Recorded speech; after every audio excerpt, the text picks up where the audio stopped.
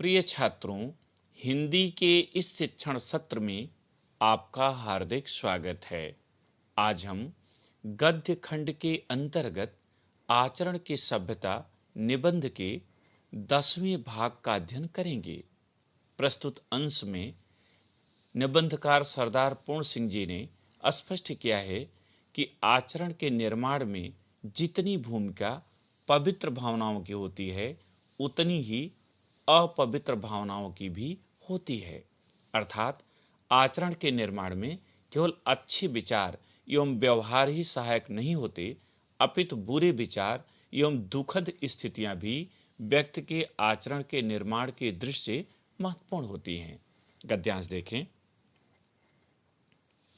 मनुष्य का जीवन इतना विशाल है कि उसके आचरण को रूप देने के लिए नाना प्रकार के ऊंच नीच और भले बुरे विचार, अमीरी और गरीबी, उन्नत और अवनत इत्यादि सहायता पहुंचाते हैं। कठिन शब्दों का अर्थ और व्याख्या के साथ देखते चले। विशाल, विशाल माने लंबा यहां होगा। नाना माने अनेक, अमीरी धनाढ्यता, गरीबी निर्धनता। व्याख्या देखें। लेखक सरदार पूर्ण सिंह जी कहते हैं कि मानव का जीवन इतना लंबा होता है कि उसके आचरण को बनाने में अच्छे बुरे तमाम तरह के विचार सहायक होते हैं। सभी प्रकार की ऊंच नीच के भाव, भले बुरे की भावना, धनाढ्यता, निर्धनता, उन्नति, अवनति आदि व्यक्ति के आचरण के निर्माण में महत्वपूर्ण होते हैं। बुरे विचार प्रत्येक स्थिति में अहितकर नहीं होते। पवित्र अपवित्रता उतनी ही बलवती है जितनी कि पवित्र पवित्रता। लेखक कहता है कि जो पवित्र अपवित्रता है, पवित्र अपवित्रता माने अनजाने में किया गया पाप कर्म।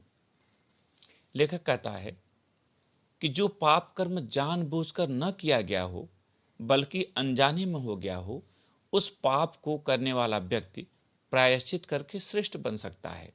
इस दृष्टि से अपवित्रता का भी उतना ही महत्व है जितना कि पवित्रता का। अर्थात पश्चाताप करके व्यक्ति पुनः श्रेष्ठ बन सकता है। जो कुछ जगत में हो रहा है वह केवल आचरण के विकास के अर्थ हो रहा है। अंतरात्मा वही काम करती है जो बाह्य पदार्थों के संयोग का प्रतिबिंब होता है, जिनको हम पवित्र आत्मा कहते हैं। क्या पता है किन किन कूपों से निकलकर वे अभ्युदय को प्राप्त हुए। लेखक कहता है कि संसार में जो कुछ हो रहा है, अच्छा बुरा जो कुछ घटित हो रहा है, वह आचरण के निर्माण की दृष्टि से ही हो रहा है। किसी भी जीव की आत्मा, अंतरात्मा वही कार्य करती है जो बाह्य पदार्थों के संयोग से प्रतिबिंबित होता है, जिनको हम पवित्र आत्मा कहते हैं, श्रेष्ठ कहते हैं, उच्च मानते हैं। क्या पता वह कितने बुरे कर्मों से निकलकर अब इस रूप में प्राप्त हुए हों। जिनको हम धर्मात्मा कहते हैं, क्या पता है किन किन अधर्मों को करके वे धर्म ज्ञान को पा सके। लेखक कहता है कि जिनको हम धर्मात्मा कहते हैं, उनका यश गाते नहीं थकते। हो सकता है कि अनेक अधर्म कार्यों को करके उससे पीड़ा पाकर, उससे हटकर वे श्रेष्ठ धर्म को प्राप्त कर सके हों। जिनको हम सभ्य कहते हैं और जो अपने जीवन में पवित्रता को ही सब कुछ समझते हैं, क्या पता है वे कुछ काल पूर्व बुरी और अधर्म पवित्रता में लिप्त रहे हों। लेखक कहता है कि जिन्हें हम सभ्य कहते हैं, सुसंस्कृत कहते हैं, उच्च कहते हैं और जो अपने जीवन में श्रेष्ठ आचरण को ही सब कुछ मानते हैं, बुरे मार्ग पर एक कदम भी नहीं चलते, क्या पता कुछ समय पूर्व वही बुरे कर्मों में लिप्त रहे हों, अधर्म के मार्ग पर चलते रहे हों। अपने जन्म जन्मांतरों के संस्कारों से भरी हुई अंधकारमय कोठरी से निकलकर ज्योति और स्वच्छ वायु से परिपूर्ण खुले हुए देश में जब तक अपना आचरण, अपने नेत्र न खोल चुका हो, तब तक धर्म के गूढ़ तत्व कैसे समझ में आ सकते हैं। लेखक कहता है कि जन्म जन्मांतरों से हमने जो संस्कार इकट्ठा कर रखा है, वह संस्कार की जो अंधकारमय कोठरी है, उससे बाहर निकलकर स्वच्छ वातावरण में, स्वच्छ हवा में और ताजगी भरी रोशनी में, ज्योति में जब तक हमारा आचरण विकसित न हो जाए, हमारे आचरण के नेत्र खुल न जाएं, तब तक किसी धर्म के गूढ़ तत्व को, गूढ़ रहस्य को हम भला कैसे समझ सकते हैं। उदाहरण के रूप में, नेत्र रहित को सूर्य से क्या लाभ? जिसके पास नेत्र ही नहीं है, उसके लिए सूर्य उगा हो अथवा अस्त हो से क्या लाभ? हृदय रहित को प्रेम से क्या लाभ? जिसका हृदय शून्य हो गया हो, उसमें ममता का कोई अंश जीवित न हो, भला उसे प्रेम से क्या प्राप्त होगा? बहरे को राग से क्या लाभ? जो व्यक्ति बहरा है, उसे भला संगीत से क्या आनंद प्राप्त होगा?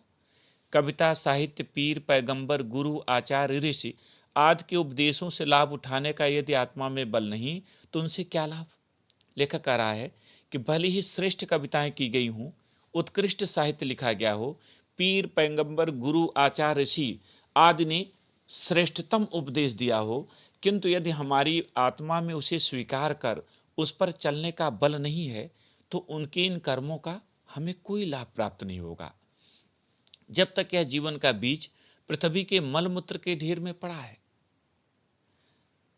अथवा जब तक वह खाद की गर्मी से अंकुरित नहीं हुआ और प्रस्फुटित, खिलना, विकसित होना होकर उनसे दो नए पत्ते ऊपर नहीं निकल आए, तब तक ज्योति और वायु उसके किस काम की?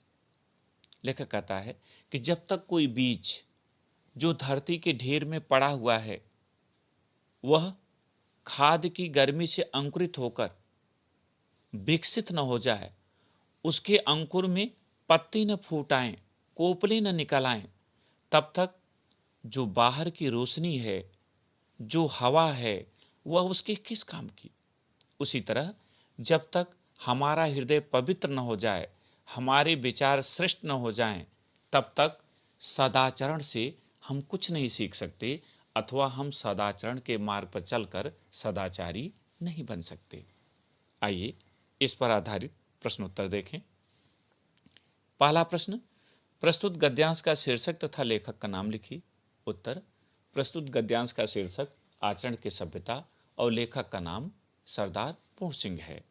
दूसरा प्रश्न, रेखांकित अंश की व्याख्या कीजिए। और यहाँ रेखांकित अंश है, पवित्र अपवित्रता उतनी ही बलवती है जितनी की पवित्र पवित्रता। व्याख्या, लेखक का विचार है कि जो पाप कर्म जानबूझकर न किया गया हो, बल्कि अनजाने में हो गया हो, उस पाप को करने वाला व्यक्ति प्रायश्चित करके श्रेष्ठ बन सकता है।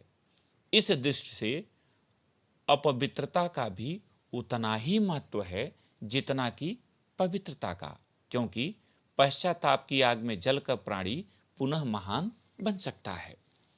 तीसरा प्रश्न, प्रस्तुत गद्यांश का आशय क्या है? उत्तर, प्रस्तुत गद्यांश का आशय यह है कि व्यक्ति के आचरण का निर्माण करने में केवल अच्छे विचार एवं व्यवहार ही सहायक नहीं होते, वरन बुरे विचार, बुरा आचरण एवं दुखद परिस्थितियां भी व्यक्ति के आचरण का निर्माण करने की दृष्टि से महत्वपूर्ण होते हैं। चौथा, आचरण की संरचना में क्या क्या सहायक सिद्ध हुए हैं? उत्तर, इस संसार में अच्छा बुरा जो कुछ भी घटित हो रहा है, वह सब आचरण की संरचना में सहायक सिद्ध हुए हैं। पांचवा और अंतिम, व्यक्ति की आत्मा उसे किन कार्यों को करने के लिए प्रेरणा देती है? उत्तर, व्यक्ति की आत्मा उसे प्रायः उन्हीं कार्यों को करने के लिए प्रेरणा देती है जो बाह्य पदार्थों के संयोग से प्रतिबिंबित होते हैं। इस भाग में इतना ही। अगले भाग के साथ फिर मिलेंगे। बहुत बहुत धन्यवाद।